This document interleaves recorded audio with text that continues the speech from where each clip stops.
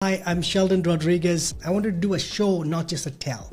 I wanted to show you why these multi-billion-dollar brands trusted me. And you can see some big names out here like Google and Starbucks and Royal Bank of Canada, TD Bank, CIBC, HSBC, why they trusted me with their brand to help them build their brand equity. Now, these are some of the top CMOs of brands in Canada. You can see here the CM of RBC, the SVP and CM of CIBC, VP of marketing at Starbucks, head of marketing at Google, some big brand names. And these were the CMOs who looked through all the marketers in Canada and picked me as the VP of marketing and strategic growth initiatives to represent marketing in Canada and to represent marketers across Canada and to also represent their brands on all the social initiatives and culture initiatives that we are running for them in partnership with the Canadian Marketing Association. And I wanted to also show you how I was able to achieve exponential growth results in the tech space. For example, $13.8 million raised in a Series A funding round.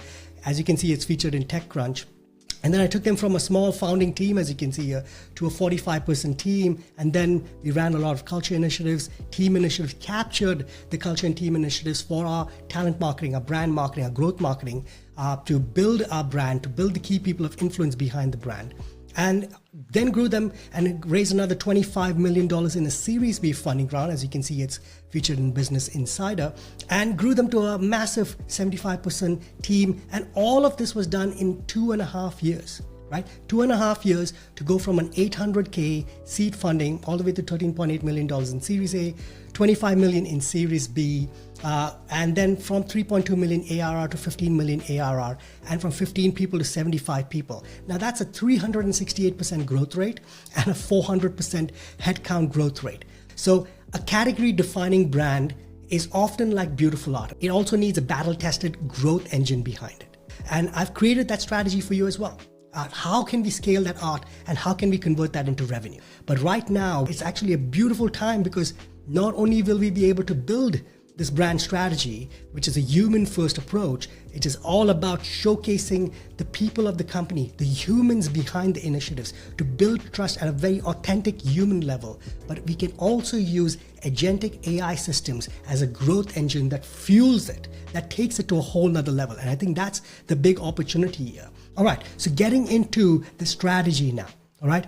10x brand strategy to attract and retain clients. And I've used the podcast example here. If we capture authentic conversations, authentic stories of people's experiences in the company, what's the experience of the CEO? What's the experience of the person in the marketing team? What's the experience of the person in the customer success team?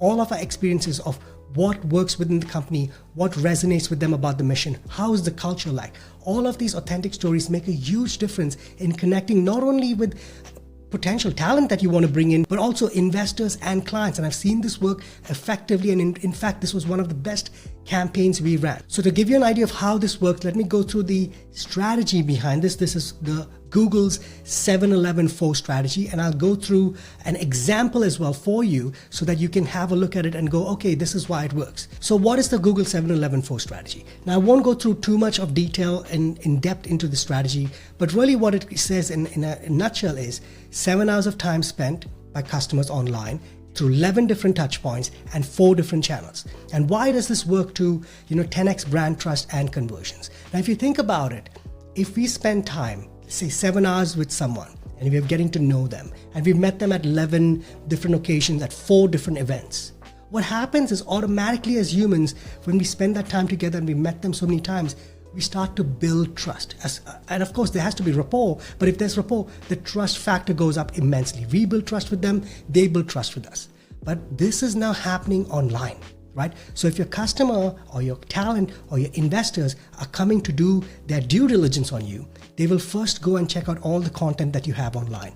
And that's why we need to create human stories that showcase the authenticity of the companies, that showcase the real conversations, the real mission of the company, and the true effort that we're putting behind the initiatives to grow this company and to connect with our customers. Now, I ran campaigns for marketing and growth and ads and things like that. This was kind of structured around talent marketing, but this became our most effective campaign. And let me show you how this worked.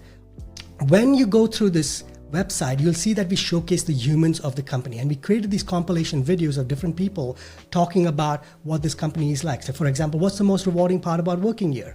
And then we ask them different questions and ask them like, describe working here in one word. What's the best part about working here? What makes this place unique? Can you describe the culture? Why did you join the team? Then we also created other pages like engineers of the place or interns of the place. And when we created these pages, we showcased the engineers. Now this was very effective for us because we were able to attract some of the best engineers from some of the big FAANG companies when they saw this. And it was so simple because we were just asking things about like, what does the engineering team work on? What's the tech stack that they're using? What kind of problem are the engineers solving? What's the most exciting part about working here? What are the customer feedback that you're getting? Now, the reason this worked is because we had a simple link of these pages on every job description, on every pitch deck, on every proposal to a client, and also on our website everywhere. Now, the funny thing is we did not run any ads around this, but we had this everywhere. And whenever the customer or the investor or the talent would click on this link, they would open up a world of meeting all these new people that work at this company. And that changed everything for us because the feedback that I received from the investors, the feedback that I received from the clients and talent were like, wow, soon as I saw this, I fell in love with the company. I knew the people who were on the other end. I could resonate with the stories that they were talking about. I really understood what the mission of the company is, and I really saw what the leadership is doing, and I wanted to be part of this company. And that's what created this huge wave of investors, clients, and talent coming our way. So this is the human part that works really, really well. So why does this work from a growth standpoint? So I wanted to explain to you using this infographic here.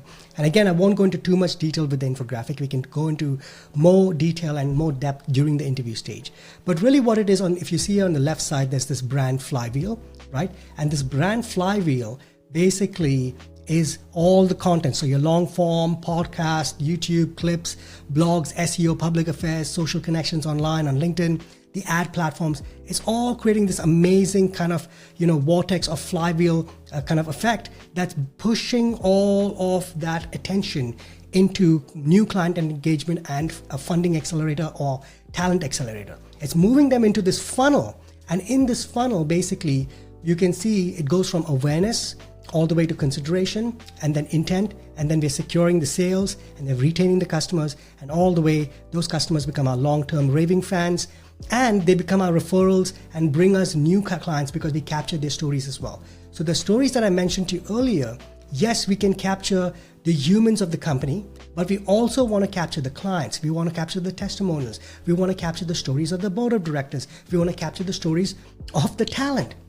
When we do this and create this whole ecosystem and this whole flywheel of all these different people, it creates this immense effect of building trust from all sides because different people resonate with different people and different people resonate with different people's stories. And when you capture that effectively, the brand trust goes up. Every brand needs a growth engine behind it. That's why I've included the how, which is how can we use this strategy, which is humanizing the brand strategy, but how can we add a growth engine behind it that we can optimize and develop in such a way that it keeps getting better. It's a human first agentic AI brand and growth ecosystem. And you can see there's 3 levels here. First level is the human strategy part. All of these things that are kind of embedded into the infrastructure of the human capital, right? Then we have below here, you have the data foundation, which is your analytics. We are pulling all the details, looking at the analytics, looking at the results, measuring things, optimizing them and going along. Now, what's happening today is we need this middle layer, which is called the AI agentic layer or the agentic AI layer. And what that does is it helps us to take away all the grunt work from the people in the company, right? And helps us to then focus on high-level strategy, high-level creativity, innovation, more client engagement, better relationship management with our clients, better storytelling, right? And better brand building. And all of that is now extra time that we have to keep building the brand equity, keep building that trust with our customers. So if I had to zoom into this agentic AI layer, this is how it would look. So basically it's the human and AI kind of collab. It's like senior leadership team and the different teams collaborating together. And then we have your different, verticals or different departments, marketing, sales, retention, partnership, the SLT, board of directors, and all layered with the data foundation, which is moving us towards the mission. And then how can we do that? By liberating the teams to innovate optimized with AI while protecting the legacy of our culture, right? So that's what's going to help us to accelerate the brand and growth.